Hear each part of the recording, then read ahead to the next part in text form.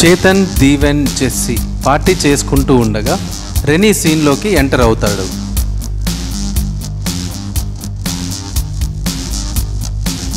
ఒరేయ్, ఏంట్రా మామ పార్టీ ఇంత సడన్గా అరేంజ్ చేశారు? నేను ఒక ఐఫోన్ కొన్నాను లేరా, అందుకే పార్టీ. దా వచ్చి కూర్చో. ఒరేయ్, ఎప్పుడు రొటీన్గా చిప్స్, చికెను మందేనారా? నీకు కావాలంటే చెప్పు మామ, ఏం కావాలంటే అది తెప్పిస్తాను. గ్రేట్ మామ నువ్వు. రే అది కాదు కానీ ఈరోజు పింకీ ఏముందిరా. ఒరేయ్, ఆ పిల్ల గురించి అలా మాట్లాడకు, ఆ పిల్ల నాదిరా. ఒరేయ్ వదిలేరా.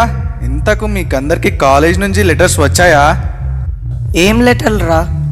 అటెండెన్స్ లేదనిరా. మా ఇంట్లో ఆ లెటర్ గురించి ఫుల్ సావుగొట్టారా. ఇది కూడా మేనేజ్ చేయలేరా మీరు? Worst fellows. అసలు మీరు నా ఫ్రెండ్స్ అని చెప్పుకోవడానికే సిగ్గుగుందిరా. అప్పుడప్పుడు పోస్ట్ మ్యాన్ మామకు అంతో ఇంతో ఇస్తే ఆ లెటర్స్ డైరెక్ట్గా మనకే తెస్తాడు. అరే ఎంతరా ఆ ఫోను? 1,80,000 రా. అబ్బా అవునా? కంగ్రాట్స్ రా మామ, అస్సలు నువ్వు గ్రేట్ రా. మా ఇంట్లో ఉన్నారు అస్సలు వేస్ట్ గాళ్ళు, ఎప్పుడు తిట్టడం, క్లాసులు పీకడం తప్ప ఏం లేదు. నీకు అడిగినవి అడగనివి అన్నీ కొనిస్తుంటారు.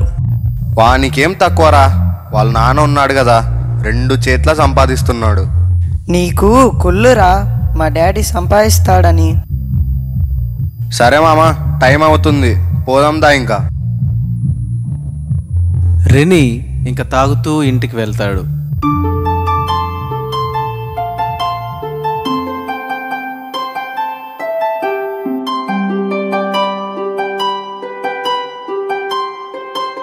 ఏమై వీడు ఇంకా రాలేదు, 1 గంట అయింది. ఇంత రాత్రిలో వీడు ఎక్కడ తిరుగుతున్నాడో ఏం చేస్తున్నాడో. అబ్బా మీరు ఊరికే పడుకోండి, వాడు వస్తాడులేండి. వస్తాడు, ఏ మధ్యరాత్రో వస్తాడు. కనుక కన్నాము, రాత్రిపూట ఏదైనా జరగకూడదని జరిగితే ఎలా? వస్తాడులేండి. మీరెందుకు వాడి వల్ల నిద్ర చెడగొట్టుకుంటారు? ఎందుకు ఊరికే టెన్షన్ పెట్టుకుంటారు? రోజు ఇదే టైంకి వస్తాడు కదా. లేదే, వాడు తిన్నాడో లేదో కూడా తెలియడం లేదు. ఈ మధ్య వాడు మన ఇంట్లో రాత్రిపూట తినడమే లేదు.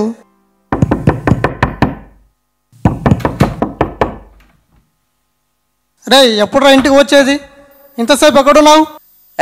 జరగవాయ్, ఏంది నీతో మాట్లాడేది? రే డాడీతో ఇలానేరా మాట్లాడేది?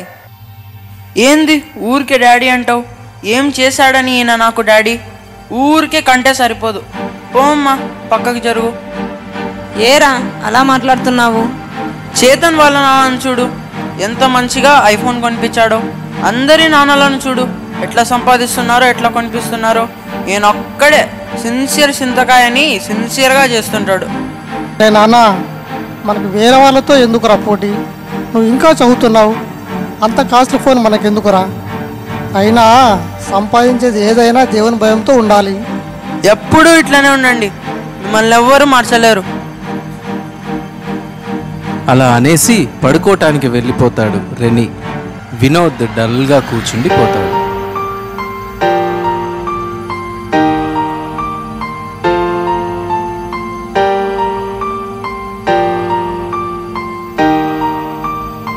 మర్నాడు కాలేజీ క్యాంటీన్లో అందరూ ఫ్రెండ్స్ కూర్చున్నారు. రే కొత్త ఫోన్ కొని మీరే పార్టీ చేసుకుంటే ఎట్లారా? మా పార్టీలు మీకు సెట్ కావాలండి, కావాలంటే ఇస్తాం, మీకే బాగుండదు. రే మీరు మా ముందు ఏం తాగుతారా? మీరు ఇంకా పిల్ల బచ్చాలు, మీరు మాకు చెప్తున్నారా? మీరన్నీ చిన్న చిన్న తాగుతారా, మేం వేరే లెవెల్. వీళ్ళతో పెట్టుకుంటే కష్టంరా మనకు. సన్నీ మరియు దిలీప్ కాలేజీ క్రిస్మస్ ఫంక్షన్ కోసం పిలవటానికి వస్తారు. హాయ్ రా. ఏంటి పరిశుద్ధులు ఇలా వచ్చారు? మామూలుగా రారే మా వైపు? అట్లేం లేదు, కాలేజీలో క్రిస్మస్ సెలబ్రేషన్స్ అని పిలవడానికి వచ్చాం. ఎప్పుడు ఉండేదే కదా, కేక్, పఫ్, కూల్ డ్రింక్స్, ఇంతకంటే ఏముందిరా మీది? రే అలా మాట్లాడొద్దండి, వాళ్ళు డబ్బులు ఎక్కువ ఇస్తున్నారా? దేవుని పని అనుకొని వాళ్ళ సొంత పాకెట్ మనీతో ఫంక్షన్ చేస్తున్నారు. కరెక్ట్గా చెప్పావు, ఇది మాలో ఉన్న దేవుని ప్రేమ. మళ్ళా స్టార్ట్ చేసినావారా? మెల్లగా మొదలు పెడతారా ఇంకా. పదండ్రా పోదాం. రే కూర్చోండి, ఏం చెప్తారో విందాం. కేకు, పఫ్, కూల్ డ్రింక్ మేము బయట కూడా కొనగలం. మనం వెళ్దాం పదరా. రే ఉండండి రా కాసేపు. సరే బ్రో, నాకు చాలా కాలం నుండి ఒక డౌట్ ఉంది. ఎన్నోసార్లు ట్రై చేశాను, కానీ మీలా పద్ధతిగా ఉండలేకున్నాను. నేను క్రిస్టియన్ ఫ్యామిలీలోనే పుట్టాను, కానీ మీలా ఉండలేకున్నాను. క్రిస్టియన్ ఫ్యామిలీలో పుట్టినంత మాత్రాన పద్ధతిగా ఉంటారని కాదు. యేసుక్రీస్తును ప్రభువుగా అంగీకరిస్తేనే ఆయన మాత్రమే మనల్ని మార్చగలడు. మనం ఎంత మారాలనుకున్నా మన వల్ల కాదు. ఇంకోటి మీరు గమనించినారా, మనం చాలా చివరి దినాల్లో ఉన్నాం. ఇజ్రాయెల్ హమాస్ యుద్ధమే కానీ, రష్యా యుక్రెయిన్ యుద్ధమే కానీ ఏవి యాదృచ్ఛికంగా జరగడం లేదు. ఇవన్నీ బైబిల్లో రాయబడినట్లుగానే జరుగుతున్నాయి. ఇంకా జరగబోయేవి కూడా ఉన్నాయి. అవునా? అయితే ఇవన్నీ బైబిల్లో రాయబడ్డాయా? అవును, మీరు బైబిల్ చదివితే తెలుస్తుంది. యేసు ప్రభు రెండో రాకడ మునుపు ఎన్నో సూచనలు ఇచ్చాడు. అందులో ఇవి కొన్ని. అసలు ఆ యేసు ప్రభు ఎందుకు వచ్చిండో, ఎందుకు చచ్చిపోయిండో, ఎందుకు తిరిగి లేచినాడో, ఎందుకు వెళ్ళిపోయినాడో, మళ్ళీ తిరిగి ఎందుకు వస్తాడో, ఏంద్రా ఎన్ని కథలు. అసలు దేవుడు అనేవాడు ఎవరైనా చనిపోతారా? మీకు విన్న ఒప్పుకుంటే 2 నిమిషాలు చెప్పేస్తా. చెప్పు చెప్పు, ఎట్లా బేకార్గానే ఉన్నాం కదా. దేవుడు మనిషిని తనలాగే తనతో సహవాసం ఉండడం కోసం చేసుకున్నాడు. అయితే మనిషి పాపం చేయడం వల్ల వాళ్ళు దేవునికి దూరం అయ్యాడు, నరకానికి వెళ్తున్నాడు.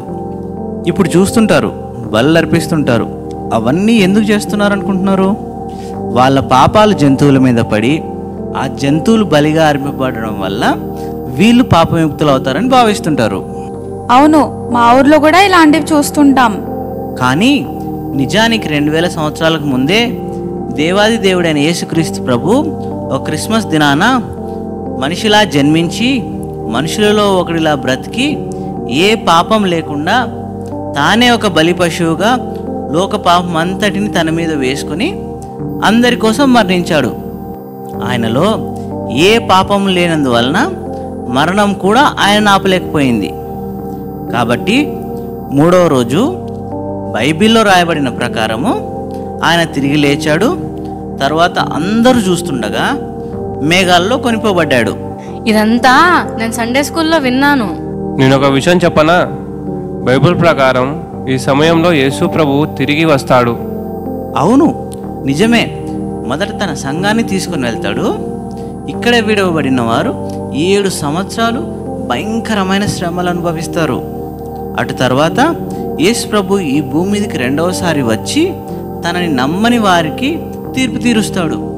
రే, ఇవన్నీ నిజంగా జరుగుతాయారా?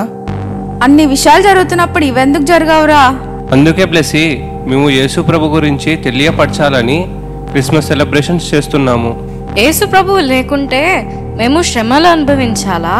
విడువబడిన ఎవరైనా అనుభవించాల్సిందే. సరే, యేసు ప్రభుతో పాటు నేను ఎప్పుడూ పరలోకంలో ఉండాలంటే నేనేం చేయాలి? ఏం లేదు, సింపుల్. నువ్వు యేసు ప్రభు చనిపోయి తిరిగి లేచాడని నమ్ముతున్నావా? నమ్ముతున్నాను. అలా అయితే నువ్వు యేసు నా ప్రభు అని నీ నోటితో ఒప్పుకోవాలి. తన ప్రభుత్వం కిందనే దేవునికి ఇష్టమైన జీవితం జీవించాలి. అవునా? ఇంత సింపులా? అవునంతే. సరే, మేము చాలా మందికి ఇన్విటేషన్ ఇవ్వడానికి వెళ్ళాలి. ఇక్కడే ఆగిపోయాం. ఉండండి, మేము కూడా వచ్చి క్రిస్మస్ ఫంక్షన్ కోసం ఏదైనా పని చేస్తాం. సన్నీ, దిలీప్, షకైనా, బ్లెస్సీ కలిసి వెళ్ళిపోతారు. ఏం జరుగుతుందిరా మన చుట్టూ? వాళ్ళు ఎవరో వచ్చారు, ఏదో చెప్పారు, వీళ్ళేమో వాళ్ళతో కలిసి వెళ్ళిపోయారు. వాళ్ళు పోతే పోనీలేరా, మనమున్నాంగా ఫ్రెండ్స్, పద. ఈ స్నేహితులు క్యాంటీన్ నుంచి బయటికి వెళ్తారు. రే మామా, నువ్వు పింకీని చూడలేదు. ఈరోజు చూడాలి. ఆ పిల్లని వెళ్ళి ప్రపోజ్ చేయాలనిపించిందిరా. మెంటల్ ఎక్కిందారా? నీకు చెప్తే అర్థం కదా. పింకీ నాదని మొన్ననే చెప్పా కదరా. భలే చెప్పావులే. ఏం రాసి పెట్టారా నీదని? రే, చంపేస్తారా నిన్ను పింకీ గురించి మాట్లాడితే. అవునులేరా, ఇన్ని రోజులు మా మందు తాగి మేం పెట్టింది తిని ఆ పింకీ కోసం మమ్మల్నే చంపుతావా? రేయ్, పింకీ కోసం నేను ఎవరినైనా చంపుతారా? రేయ్, వీళ్ళది ఎప్పుడు ఉండేదేలేరా, మనం వెళ్ళిపోదాంపా.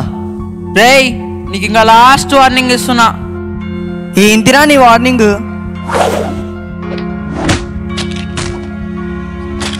అమ్మా! చేతన్ చనిపోతాడు.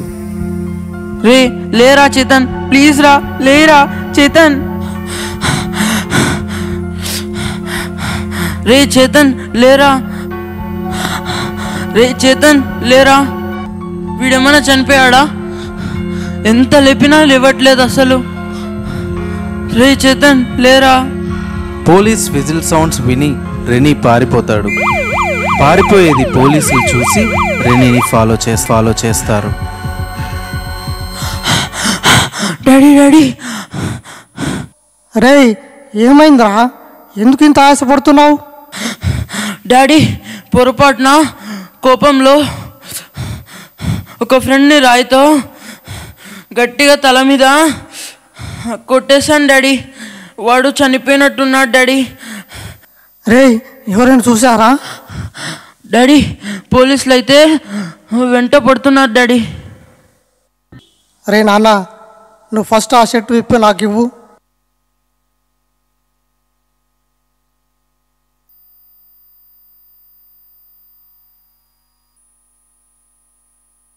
నువ్వు లోపలికి వెళ్ళి పడుకో. పోలీస్ సైరన్ వస్తుంది. కాలింగ్ బెల్ కొడతారు. మహేశ్వరి తలుపు తెరుస్తుంది. ఏమైంది సార్, ఇలా వచ్చారు? ఏమైందా? ఒక హంతకుడు ఇంట్లో దూరాడు. ఇదిగో ఆ రెడ్ షర్ట్, వీడే ఆ హంతకుడు. సార్ ఎవరిని చూసి ఏమంటున్నారు సార్? మా ఆయన అలాంటివాడు కాదు సార్. ఊరుకోమ్మా, నీకు తెలీదు. అందరు అలానే అంటారు. మేము చాలా చూసాం ఇలాంటివి. రేయ్ రారా నువ్వు ముందు స్టేషన్కు. సార్ ప్లీజ్ సార్, ఒక 2 నిమిషాలు నాకు టైం ఇవ్వండి సార్. నా కొడుకుతో మాట్లాడి వస్తాను సార్. రేయ్ వేరే దారి ఉందా పారిపోవడానికి? లేదు సార్, నేను ఒక గవర్నమెంట్ ఎంప్లాయీని. నేను పారిపోవడానికి ఆస్కారమే లేదు సార్. కొంచెం టైం ఇస్తే నేను ఇంట్లో వాళ్ళతో మాట్లాడుకుని వస్తాను సార్. రేయ్ నీకు మరణ శిక్షేరా, తమాషా కాదు. సరే సార్, అట్లే కానివ్వండి. 2 నిమిషాలు ఇవ్వండి నాకు. మీరు కాస్త బయట ఉండండి. నాన్న ఇప్పటికైనా మారురా. యేసు ప్రభువును తెలుసుకో. నీ అంతటా నీవు ఏమీ మారలేవు. యేసు ప్రభువును అంగీకరించు. ఇప్పుడు నీకు బదులుగా నేను ఎలా వెళ్తున్నానో మనందరి కోసం యేసయ్య మనకు బదులుగా బలిగా అయ్యాడు. డాడీ నా మీద పడాల్సిన శిక్షను నీవు నీ మీదే వేసుకుంటున్నావా డాడీ? నాన్న నేను కాపాడుకోవడానికి నాకు వేరే మార్గం లేదురా. ఈ క్రిస్మస్కి నేను మీతో ఉండకపోవచ్చు, కానీ యేసు ప్రభు నీతో ఉండేటట్లు చూసుకో. ఇప్పటికైనా బాధ్యతగా అమ్మని చూసుకోరా. Daddy please daddy, sorry daddy, నన్ను క్షమించండి డాడీ. రేయ్ ఇంకెంతసేపు రా మీది? రా పదం, ఇంకా నీ టైం అయిపోయింది.